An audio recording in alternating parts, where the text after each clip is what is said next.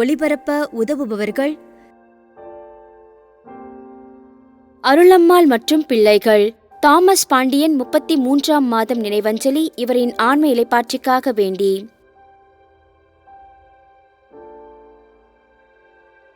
Criteria மற்றும் குடும்பத்தினர். We Arokiasamy 40ஆம் நாள் நினைவஞ்சலி. இவரின் ஆன்ம இளைப்பாற்றிக்காக வேண்டி.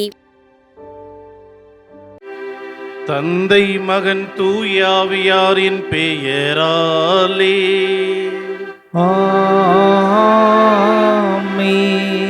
நம் ஆண்டவராகிய இயேசு கிறிஸ்துவின் அருளும் கடவுளின் அன்பும் தூயாவியாரின் நட்புறவும் உங்கள் அனைவரோடும் இருப்பதாக. உமான்மாவோடும் இருப்பதாக. அன்பிற்குரிய சகோதர சகோதரிகளே, இந்த நாளிலே 2 புனிதர்களை நினைத்து பார்க்க, அவர்கள் வழியாக வாழ்க்கை பாடங்களை கற்றுக்கொள்ள இயேசுவை பின்பற்ற அழைக்கப்படுகின்றோம். முதல் புனிதர் புனித ஜெரோம் எமிலியானி. இத்தாலிய நாட்டை சேர்ந்தவர். படை வீரராக, அந்த நகரினுடைய ஒரு ஆளுநராக அவர் பணியாற்றியவர். திரவிதோ என்கின்ற நகரினுடைய ஆளுநராக இருந்தபோது போர் மூண்டது. அந்த போரிலே கைது செய்யப்பட்டு சிறையிலே அடைக்கப்படுகின்றார். அந்த நேரத்தில் அவருக்கு ஆறுதலாக இருந்தது அன்னை மரியாவின் மீது கொண்டிருந்த ஒரு ஆழ்ந்த பக்தி. சிறையிலிருந்து அற்புதமாக விடுதலை அடைந்து அவர் வெளியே வந்தபோது தன்னை பற்றி யோசிக்கவில்லை. காரணம், அவர் வாழ்ந்த அந்த காலகட்டம் 15, 16ஆம் நூற்றாண்டு. பல்வேறு விதமான கொள்ளை நோய்கள், பஞ்சங்கள் பரவிய தருணம் அது. அந்த நேரத்திலே கொள்ளை நோயினால் பாதிக்கப்பட்டவர்களுக்கு அடைக்கலம் கொடுக்கின்றார். அந்த நகர் மற்றும் இத்தாலிய பகுதிகளிலிருந்து பல்வேறு இடங்களிலிருந்து ஒன்று சேர்க்கப்பட்ட சிறாரை அரவணைத்து அவர்களை பாதுகாக்கின்றார். இதற்காக ஒரு துறவற சபையும் ஏற்படுத்துகிறார். 1537 தொற்று நோயினால் பாதிக்கப்பட்டு அவர் இறந்தும் போகின்றார். இன்னொரு புனிதை புனித ஜோசபின் பக்கீதா 1869 பிறந்து 1947 மரித்தவர். சூடான் நாட்டை சேர்ந்தவர். இவரது இளமை காலம் மிகவும் கொடூரமானது. அடுத்தடுத்து இவர் அடிமை சந்தையிலே அடிமையாக விற்கப்பட்டவர். அவரது பரிதாப நிலையை பார்த்த ஒருவர், இத்தாலிய நாட்டை சேர்ந்தவர், அவரை காப்பாற்றி இத்தாலிக்கு அழைத்து வருகிறார். அந்த இத்தாலியரினுடைய நண்பர் வழியாக ஒரு துறவற சபையிலே சேருகின்ற வாய்ப்பு கிடைக்கிறது. கன்னூசியன் சபை என்று சொல்லக்கூடிய துறவற சபை. அதிலே தன்னுடைய வாழ்க்கையை அர்ப்பணித்து கடவுளுக்கு உகந்த ஒரு வாழ்க்கை வாழ்கின்றார். குறிப்பாக இளம் பிள்ளைகளையும் குழந்தைகளையும் பார்க்கின்ற போது அவர்களுக்கு மிகுந்த உற்சாகம் கொடுத்து கடவுளின் அன்பை உணர வைப்பதிலே இவர் தலை சிறந்தவராக திகழ்ந்திருக்கிறார்.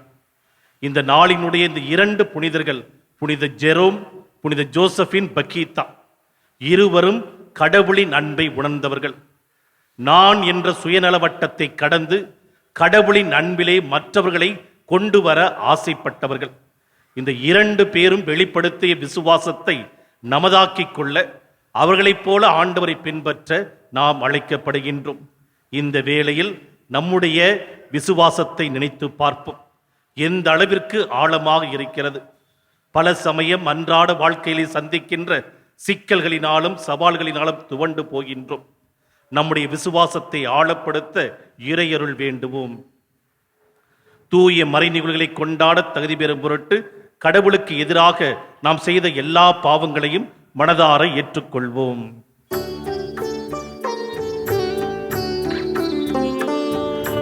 என் மீது இரக்கம் வையும், என் மன்றாட்டுக்கு செவி சாயும். என் மீது இரக்கம் வையும். நான் செய்த பாவம் சுமையாய் உள்ளது, பாவத்தை கழுவி தூய்மையாக்கும். என் பாவத்தை கழுவி தூய்மையாக்கும். என் மீது இரக்கம் வையும், என் மன்றாட்டுக்கு செவி சாயும்.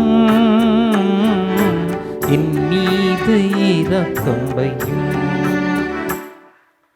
எல்லாம் அல்ல இறைவன் நம்மீது இரக்கமைத்து நம் பாவங்களை மன்னித்து நம்மை நிலை வாழ்வுக்கு அழைத்துச் செல்வாராக. ஆமென். மன்றாடுவோமாக. ஆண்டவரே, உமது குடும்பத்தை இடையறாத பரிவிரக்கத்தால் காத்தருள உம்மை வேண்டுகின்றோம். அதனால் விண்ணக அருளை மட்டுமே எதிர்நோக்கியுள்ள இக்குடும்பம் உமது நிலையான பாதுகாவலால் என்றும் உறுதி அடைவதாக. உம்மோடு தூயாவியாரின் ஒன்றிப்பில் இறைவனாய் என்றென்றும் வாழ்ந்து ஆட்சி செய்கின்ற எங்கள் ஆண்டவரும் உம் திருமகனுமாகிய இயேசு கிறிஸ்து வழியாக உம்மை மன்றாடுகின்றோம். ஆமென். அரசர்கள் முதல் நூலிலிருந்து வாசகம்.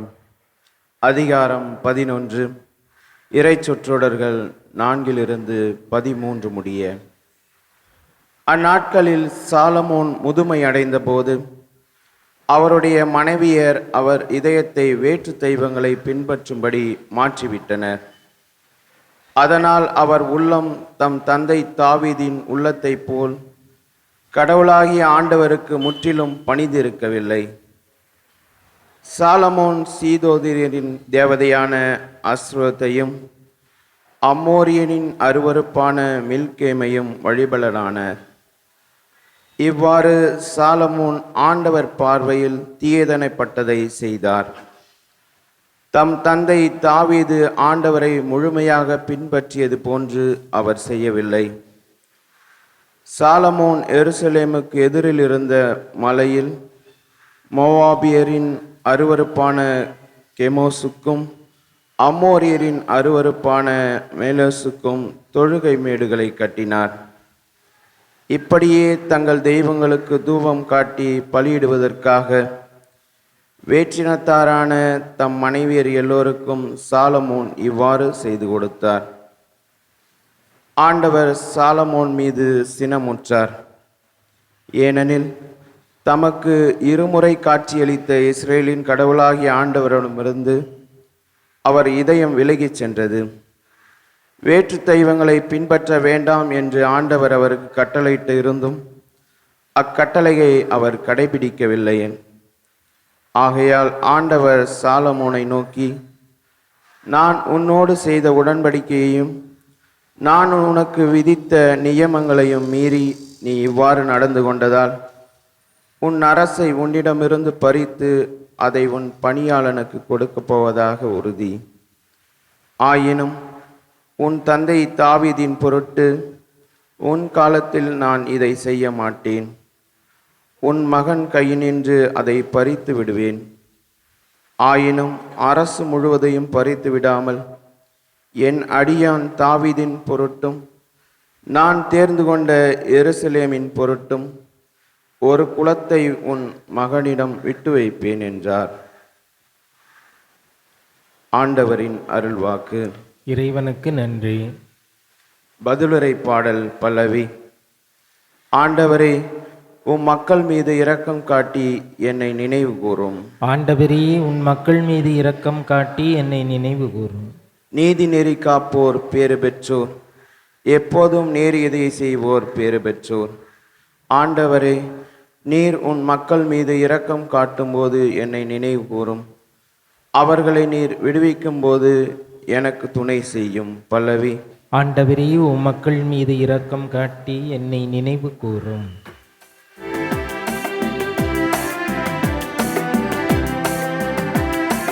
அல்லேலூயா, அல்லேலூயா,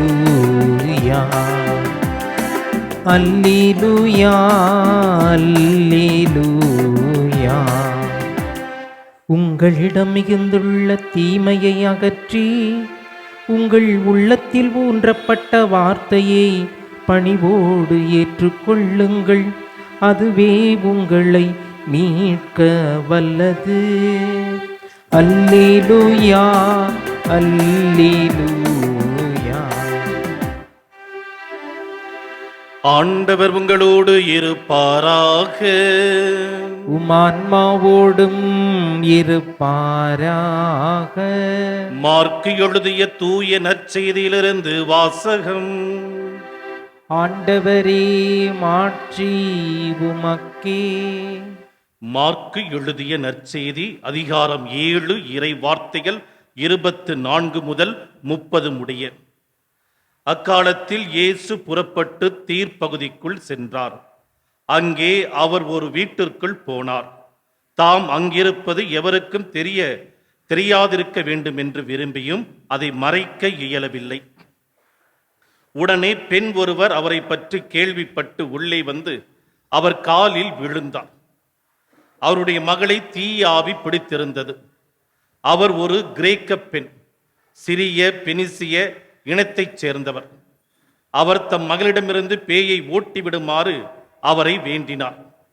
இயேசு அவரை பார்த்து, முதலில் பிள்ளைகள் வயிறார உண்ணட்டும், பிள்ளைகளுக்குரிய உணவை எடுத்து நாய்க்குட்டிகளுக்கு போடுவது முறையல்ல என்றார். அதற்கு அப்பெண், ஆம் ஐயா, ஆனாலும் மேசையின் கீழிருக்கும் நாய்க்குட்டிகள் சிறு பிள்ளைகள் சிந்தும் சிறு துண்டுகளை தின்னுமே என்று பதிலளித்தார். அப்பொழுது இயேசு அவரிடம், நீர் இப்படி சொன்னதால் போகலாம், பேய் உன் மகளை விட்டு நீங்கிற்று என்றார். அப்பெண் தம் வீடு திரும்பியதும் தம் பிள்ளை கட்டிலில் படுத்திருப்பதையும் பேய் ஓடிவிட்டதையும் கண்டார். ஆண்டவரின் அருள்வாக்கு. கிறிஸ்துவே, உமக்கு புகழ். அன்பு சகோதர சகோதரிகளே, இந்த உலகிலே மிகவும் அற்புதமான ஒரு விஷயம் ஒருவர் மகிழ்ச்சியோடு இருப்பது, அவரது முகத்திலே சிரிப்பை பார்ப்பது. அதைவிட மிகவும் அற்புதமான ஒரு விஷயம் என்னவென்றால், அவரது மகிழ்ச்சிக்கும் சிரிப்புக்கும் நாம் காரணமாக இருப்பது. எத்தனை பேருடைய வாழ்க்கையிலே நாம் ஆசீர்வாதமாக இருந்திருக்கிறோம். எத்தனை பேருடைய வாழ்க்கையிலே அவரது வேதனைக்கு நாம் காரணமாக இருந்திருக்கிறோம். அன்பு சகோதர சகோதரிகளே, ஆண்டவர் இயேசு சென்ற எல்லா இடங்களிலும் நோய்களினால் பாதிக்கப்பட்டவர்களை மீட்டெடுக்கிறார். மன உளைச்சலிலே சிக்கி தவிப்போருக்கு விடுதலையை கொடுக்கிறார். பாவம் என்ற புதைகுழிக்குள் சிக்கிக் கொண்டோரை மீட்டெடுக்கிறார். இன்று வாசித்த நற்செய்தி வாசகம் தீய ஆவி பிடித்திருந்த ஒரு பிள்ளையை குணப்படுத்துகின்ற ஒரு நிகழ்வு. பழைய ஏற்பாட்டிலும் சரி, புதிய ஏற்பாட்டிலும் சரி, பேய் ஓட்டப்படுகின்ற நிகழ்வை பற்றி நிறைய வாசித்திருக்கிறோம். யூத மரபிலே பேய் ஓட்டுவதற்கென்று விதிமுறைகள் பல இருந்திருக்கின்றன. இயேசு தீய ஆவியை ஓட்டியதற்கும் பழைய ஏற்பாட்டிலே நாம் பார்க்கின்ற ரபிகள் பேய்களை ஓட்டியதற்கும் வித்தியாசங்கள் நிறைய இருக்கின்றன. யூத மரபிலே ஒருவருக்கு பேய் பிடித்திருந்தால் தொழுகை கூடத்திற்கு அழைத்து வருவார்கள். அங்கே இதற்கென்று பயிற்சி பெற்ற ஒரு ரபி ஒருவர் இருப்பார். அவரோடு சேர்ந்து 10 ஆண்கள் வெள்ளை உடை உடுத்தி வட்டமாக நின்று கொண்டிருப்பார்கள். யாருக்கு பேய் பிடித்திருக்கிறது என்று சொல்லப்படுகிறதோ அவர்களுக்கு நடுவிலே அமர்த்துவார்கள். அதற்கு பிறகு நிறைய சடங்குகள், எக்கச்சக்கமான சடங்குகளை எல்லாம் சொல்லுவார்கள். திருப்பாடல் 91 3 முறை சொல்லி சப்தமாக உரத்த குரலிலும் மென்மையான குரலிலும் சொல்லி ஜெபித்து கொண்டே இருப்பார்கள். அதற்கு பிறகு அந்த ரபி கொம்பு ஊதுவார். இதற்கு பிறகுதான் இன்னும் சடங்குகள் நிறைய ஆரம்பமாகும். கிட்டத்தட்ட 3 மணி நேரம் 4 மணி நேரம் பேய் ஓட்டுகின்ற சடங்குகள் நடப்பது அந்த யூத மரபிலே ஒரு வழக்கம். இப்படிப்பட்ட நிகழ்வுகளை பார்த்தவர்களுக்கு இயேசுவின் செயல் ஒரு மாபெரும் அதிர்ச்சியாக, ஒரு புதிய ஒரு நம்பிக்கை நகர்வை தருவதாக இருந்திருக்கிறது. இன்று வாசித்த இந்த நற்செய்தி வாசகத்திலே தீய ஆவி பிடியினால் பாதிக்கப்பட்ட அந்த பெண்ணை அவர் நேரடியாக சென்று கூட சந்திக்கவில்லை. மாறாக அவரது தாயிடம் ஆண்டவர் சொன்ன ஒரு வார்த்தை, நீ இப்படி சொன்னதால் போகலாம், பேய் உன் மகளை விட்டு நீங்கிற்று. அந்த வார்த்தைகளிலே நம்பிக்கை வைத்து அந்த பெண் தம்முடைய வீட்டிற்கு திரும்புகிறார். தன்னுடைய மகள் கட்டிலிலே படுத்திருப்பதையும் பேய் ஓடியிருப்பதையும் காண்கிறார். இந்த பேய் எப்போது ஓடியிருக்கும்? ஆண்டவர் சொன்ன வார்த்தையை நம்பி உடனடியாக அந்த இடத்தை விட்டு அந்த பெண் நகர்கிறார். அந்த இடத்திலே நின்று கொண்டு இயேசுவை அவர் தொந்தரவு செய்து கொண்டிருக்கவில்லை. இயேசுவினுடைய வார்த்தையிலே நம்பிக்கை வைக்கிறார். அந்த வார்த்தை, அந்த ஆழ்ந்த ஒரு விடாப்பிடியான ஒரு இறை நம்பிக்கை அவரது மகளை ஒரு புது மனிதராக மாற்றியிருக்கிறது. அன்பு சகோதர சகோதரிகளே, நாம் உணர வேண்டிய மிக முக்கியமான பாடம், பரிசேயர்களுக்கு இருந்த ஒரு நம்பிக்கை, இஸ்ரேலுக்கு இருந்த ஒரு நம்பிக்கை என்னவென்றால், ஆண்டவர் எங்களுக்கு மட்டும்தான் சொந்தம், கடவுள் தருகின்ற மீட்பு யூதர்களுக்கு மட்டும்தான் என்று நினைத்தார்கள். ஆனால் ஆண்டவர் இயேசுவின் வழியாக மீட்பு என்பது அனைவருக்குமான ஒரு உரிமை. இது யூதர்களுக்கு மட்டுமல்ல, ஒட்டுமொத்த உலகத்திற்கும் ஆண்டவர் இயேசுவின் வழியாக மீட்பு தரப்படுகிறது என்பது உணர்த்தப்பட்டது இன்று நிகழ்த்தப்பட்ட புதுமையின் வழியாக. அன்பு சகோதர சகோதரிகளே, நம்முடைய அன்றாட வாழ்க்கையில் இந்த விசுவாசத்திலே பல சமயம் சலிப்படைந்து விடுகிறோம். ஒரே கோவிலுக்கு போகிறோம், ஒரே திருப்பலி, ஒரே குடும்ப ஜெபம், எல்லாம் குறிப்பிட்ட முறையிலே தான் இருக்கிறது. சில சமயம் சலிப்பு ஏற்படலாம், சில சமயம் கவனச்சிதறல், வேறு எங்காவது சென்று முயற்சிக்கலாமா, அல்லது கடவுள் நம்பிக்கையை விட்டு விடலாமா, கடவுள் இருக்கிறாரா இல்லையா, எத்தனையோ குழப்பங்களுக்குள்ளே சிக்கி தவிக்கின்றோம். இன்று வாசித்த முதல் வாசகம் சாலமோன் அரசரை பற்றிய ஒரு அற்புதமான ஒரு வாசகம். ஞானத்தை கடவுளிடமிருந்து கேட்டு கொடையாக பெற்றுக் கொண்டவர், 2 முறை கடவுளினுடைய பிரசன்னத்தை நேரடியாக உணர்ந்தவர். ஆனால் முதுமை காலத்திலே கடவுளின் அன்பிலிருந்து விலகிச் சென்று கடவுளுக்கு எதிராக தீமை செய்கிறார், பாவம் செய்கிறார். அப்படிப்பட்ட சாலமோனுக்கே கவனச்சிதறல், ஒரு தொய்வு. நாம் சாமானிய மனிதர்கள், நமக்குள் எத்தனை போராட்டங்கள். அன்றாட வாழ்க்கையிலே பல சமயம் ஜெபம் கேட்கப்படவில்லை என்று சோர்ந்து போகின்றோம். நமக்குள்ளே இருக்க வேண்டியது அந்த பிறவினத்து பெண்ணான அந்தவரிடம் இருந்த ஒரு நம்பிக்கை. பவுலடிகள் தன் எழுதிய திருமுகம் ஒன்றிலே அருமையாக சொல்வார். 2 கொரிந்தியர் அதிகாரம் 4, 8 முதல் 9 வரை உள்ள வசனங்கள். நாங்கள் எல்லா சூழ்நிலைகளும் இன்னலுற்றாலும் மனம் உடைந்து போவதில்லை, குழப்பமுற்றாலும் நம்பிக்கை இழப்பதில்லை, துன்புறுத்தப்பட்டாலும் கைவிடப்படுவதில்லை, வீழ்த்தப்பட்டாலும் அழிந்து போவதில்லை. அன்பு சகோதர சகோதரிகளே, இப்படிப்பட்ட நம்பிக்கைதான் நமக்கு தேவைப்படுகிறது. துன்பங்கள் பெருகுகின்ற போது, தோல்விகளால் நாம் துவளுகின்ற சூழலுக்கு தள்ளப்படுகின்ற போது, வாழ்க்கை வெறுத்து போய் தற்கொலை செய்து கொள்ளலாமே என்று நினைக்கின்ற போது, ஆண்டவரை இறுக பற்றி கொள்ள நாம் அழைக்கப்படுகின்றோம். கடவுள் நம்மை அப்படிப்பட்ட துன்பமான சூழ்நிலையில் எப்படி வழிநடத்துகிறார் என்பதை உணர்ந்து அவரை பற்றி கொள்ள நாம் அழைக்கப்படுகின்றோம். ஆனால் நம்மை கடவுளை நோக்கி செல்ல விடாமல் தடுப்பது நமக்குள் குடிகொண்டிருக்கின்ற பாவம். ரோமியருக்கு எழுதப்பட்ட திருமுகம் அதிகாரம் 7, 19 முதல் 20 வரை உள்ள வசனங்கள். நான் விரும்பும் நன்மையை செய்வதில்லை, விரும்பாத தீமையே செய்கிறேன். நான் விரும்பாததை செய்கிறேன் என்றால் அதை நானாக செய்யவில்லை, என்னில் குடிகொண்டிருக்கும் பாவமே செய்கிறது. நமக்குள்ளே புறையோடி போயிருக்கிற அந்த பாவத்தை நாம் உணர்வோம். ஏன் நன்மை செய்யாமல் தீமையை தேர்ந்தெடுக்கிறோம்? நேற்றைய வாசகத்திலே ஆண்டவர் இயேசு நமக்குள்ளே இருந்து நம்மை மிகவும் மோசமான பாதைக்கு அழைத்துச் செல்கின்ற தவறான குணங்களை பட்டியலிட்டு காட்டியிருக்கிறார். நமக்குள்ளே இருக்கின்ற கோபம், பழிக்கு பழி வாங்குகின்ற உணர்வு, பிறரை பற்றி அவதூறுகளை பரப்புகின்ற ஒரு மனநிலை, விசுவாசத்திலே உறுதியாக இருக்காமல் பல சமயம் சலிப்பை சந்திக்கின்ற ஒரு வாழ்வு, இவற்றிலே முடங்கி போகாமல் தீமைக்கு எதிராக நாம் உறுதியாக இருக்க வேண்டும். ஆண்டவரை பற்றி கொண்டு நல்லவற்றையே செய்ய இந்த நாளிலே தொடர்ந்து வேண்டுவோம்.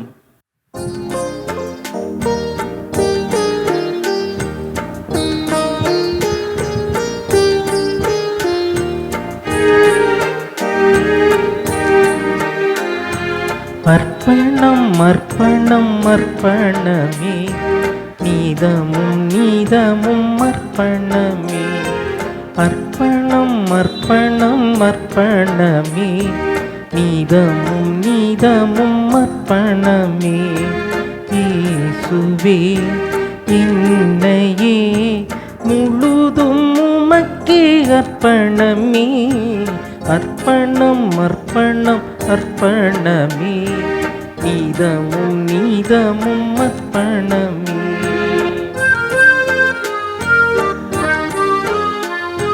பணிவாழ்வு பயண தடைகளை பணிவோடு உன் பாதம் படைக்கின்றேன். திக்கற்றோர் வாழ்வில் திசையாய் நின்றிட தினமும் தருகின்றேன், என்னை உமக்கே தருகின்றேன். அன்பு சகோதர சகோதரிகளே, நாம் அனைவரும் ஒரே குடும்பமாக இணைந்து ஒப்புக் கொடுக்கின்ற என்னுடையதும் உங்களதுமான இந்த திருப்பலி எல்லாமல்ல இறைவனுக்கு ஏற்றதாகும்படி மிக உருக்கமாக ஜெபியுங்கள். ஆண்டவர் தமது பெயரின் புகழ்ச்சிக்காகவும் ஆட்சிக்காகவும் நமது நன்மைக்காகவும் புனித திரவை அனைத்து நலனுக்காகவும் நமது கையிலிருந்து இப்பலியை ஏற்றுக்கொள்வாராக.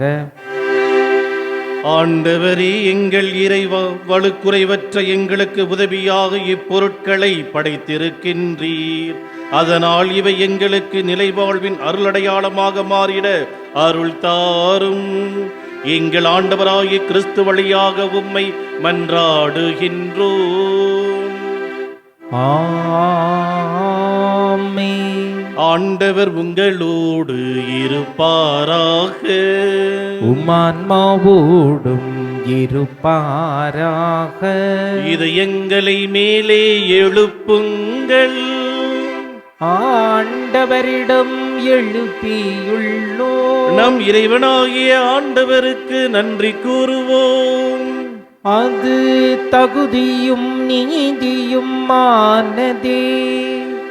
ஆண்டவரே, தூயவரான தந்தையே, என்றுமுள்ள எல்லாம் வல்ல இறைவா, எங்கள் ஆண்டவராகிய கிறிஸ்து வழியாக எந்நாளும் எவ்விடத்திலும் நாங்கள் உமக்கு நன்றி செலுத்துவது மெய்யாகவே தகுதியும் நீதியுமாகும், எங்கள் கடமையும் மீட்புக்குரிய செயலுமாகும். கிறிஸ்துவின் இறப்பினை நாங்கள் அன்போடு கொண்டாடுகின்றோம். உயிர்ப்பினை உயிராற்றலுள்ள நம்பிக்கையோடு அறிக்கையிடுகின்றோம். மாட்சியுடன் அவர் மீண்டும் வருவார் என உறுதியோடு எதிர்நோக்குகின்றோம். ஆகவே புனிதர், வானதூதர் அனைவரோடும் சேர்ந்து நாங்கள் உம்மை புகழ்ந்தேத்தி முடிவின்றி ஆர்ப்பரித்து ஒரே குரலில் சொல்லுவதாவது: தூயவர் தூயவர் தூயவர், வான்படிகளின் கடவுளாம் ஆண்டவர். விண்ணகமும் மண்ணகமும் உமது மாட்சியால் நிறைந்துள்ளன. உன்னதங்களிலே ஓசன்னா. ஆண்டவர் பெயரால் வருகிறவர் ஆசி பெற்றவர். உன்னதங்களிலே ஓசன்னா. ஆண்டவரே, நீர் மெய்யாகவே தூயவர், தூய்மை அனைத்துக்கும் ஊற்று. ஆகவே உம்முடைய ஆவியை பொழிந்து இக்காணிக்கைகளை தூய்மைப்படுத்த உம்மை வேண்டுகின்றோம். இவ்வாறு எங்கள் ஆண்டவர் இயேசு கிறிஸ்துவின் உடலும் இரத்தமுமாக எங்களுக்கு இவை மாறுவனவாக. அவர் பாடுபட விளங்கணிந்து தம்மை கையளித்த போது அப்பத்தை எடுத்து நன்றி செலுத்தி அதை பிட்டு தம் சீடருக்கு அளித்து அவர் கூறியதாவது: அனைவரும் இதிலிருந்து பெற்று உண்ணுங்கள், ஏனெனில் இது உங்களுக்காக கையளிக்கப்படும் என் உடல்.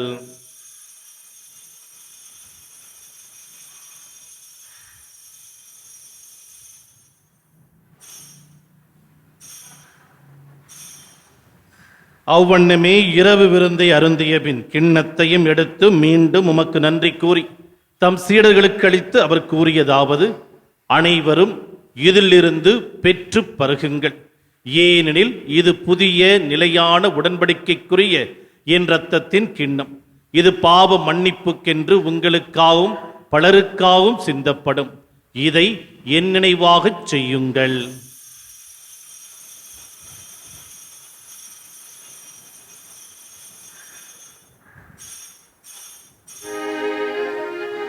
நம்பிக்கையின் மறைபொருள். ஆண்டவரே, நீர் வருமளவும் உமது இறப்பினை அறிக்கையிடுகின்றோம், உமது உயிர்ப்பினையும் எடுத்துரைக்கின்றோம். ஆகவே ஆண்டவரே, நாங்கள் கிறிஸ்துவின் இறப்பினையும் உயிர்ப்பினையும் நினைவு கூர்ந்து வாழ்வு தரும் அப்பத்தையும் மீட்பளிக்கும் கிண்ணத்தையும் உமக்கு ஒப்புக் கொடுக்கின்றோம். திருமுன் நின்று உமக்கு ஊழியம் புரிய தகுந்தவர்கள் என எங்களை ஏற்றுக்கொண்டீர். எனவே உமக்கு நன்றி செலுத்துகின்றோம். மேலும் கிறிஸ்துவின் உடலிலும் இரத்தத்திலும் பங்கு கொள்ளும் எங்களை தூய ஆவியார் ஒன்று சேர்க்க வேண்டும் என உம்மை தாழ்மையுடன் மன்றாடுகின்றோம். ஆண்டவரே, உலகெங்கும் பரவியிருக்கும் திரு அவையை நினைவு கூர்ந்தருளும். எங்களது திருத்தந்தை பிரான்சிஸ் அவர்கள், எங்களது பேராயர் ஜார்ஜ் அந்தோணிசாமி அவர்கள், எல்லா திருநிலையினர் ஆகிய அனைவரோடும் திரு அவை அன்பில் நிறைவு பெறச் செய்தருளும். மேலும் உயிர்த்தெழும் எதிர்நோக்குடன் துயில் கொள்ளும் எங்கள் சகோதர சகோதரிகளையும் இறந்தோர் அனைவரையும் இரக்கத்தோடு நினைவு கூர்ந்து திருமுக ஒளியினுள் ஏற்றருளும். எங்கள் அனைவர் மீதும் இரக்கமாயிரும். கடவுளின் கன்னித்தாயான புனித மரியா, அவருடைய கணவரான புனித யோசேப்பு, புனித திருத்தூதர்கள், இவ்வுலகில் உமக்கு ஒன்றாய் வாழ்ந்த புனிதர்கள் அனைவருடனும் நாங்கள் நிலைவாழ்வில் பங்கு கொள்ளும் தகுதி பெற்று திருமண இயேசு கிறிஸ்து வழியாக உம்மை புகழ்ந்தேத்து மரமருள உம்மை மன்றாடுகின்றோம்.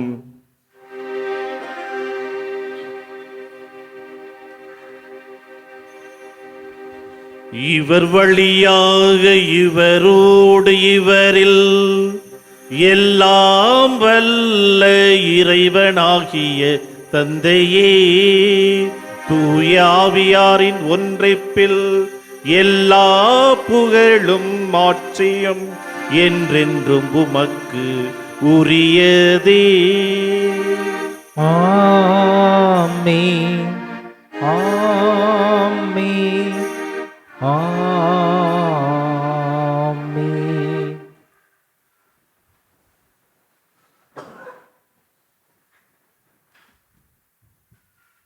ஆண்டவர் இயேசு கிறிஸ்து கற்றுக் கொடுத்த வல்லமையான ஜெபத்தை கரங்களை விரித்து விண்ணக தந்தையை நோக்கி உருக்கமாக ஜெபிப்போம். விண்ணுலகில் இருக்கிற எங்கள் தந்தையே, உமது பெயர் தூயது என போற்ற பெறுக. உமது ஆட்சி வருக. உமது திருவுளம் விண்ணுலகில் நிறைவேறுவது போல மண்ணுலகிலும் நிறைவேறுக. எங்கள் அன்றாட உணவை இன்று எங்களுக்கு தாரும். எங்களுக்கு எதிராக குற்றம் செய்வோரை நாங்கள் மன்னிப்பது போல எங்கள் குற்றங்களையும் மன்னியும். எங்களை சோதனைக்கு உட்படுத்தாதேயும், தீமையிலிருந்து எங்களை விடுவித்தருளும். ஆண்டவரே, தீமை அனைத்திலுமிருந்து எங்களை விடுவித்து எங்கள் வாழ்நாளில் அமைதியை கனிவுடன் அருளுமை மன்றாடுகின்றோம்.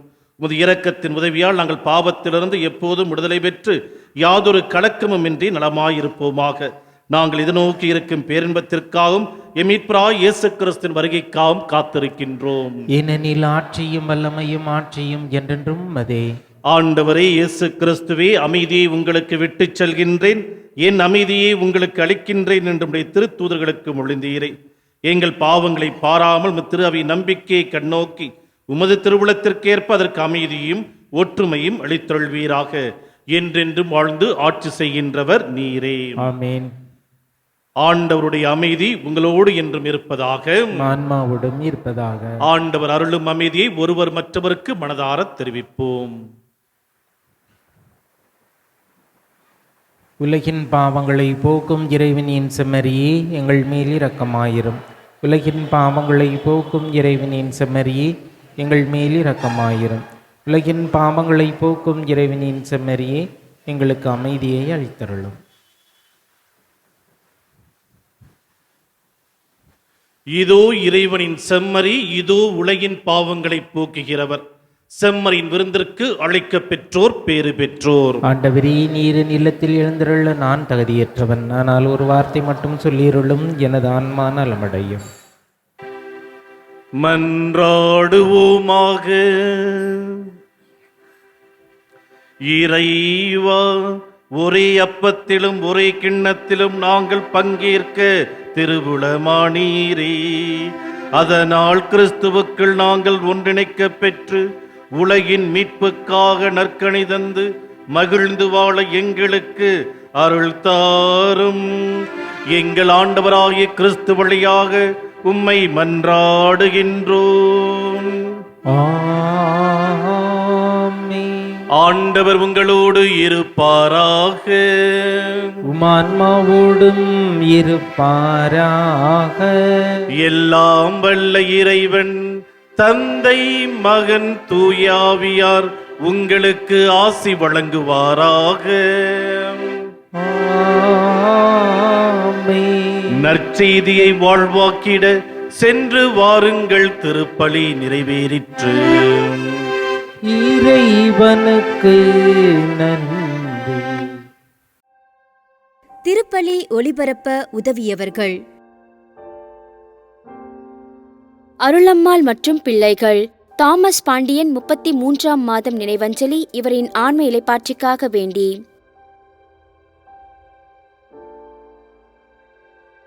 கிரிட்டா மற்றும் குடும்பத்தினர். வி ஆரோக்கியசாமி 40ஆம் நாள் நினைவஞ்சலி இவரின் ஆன்ம இளைப்பாற்றிக்காக வேண்டி.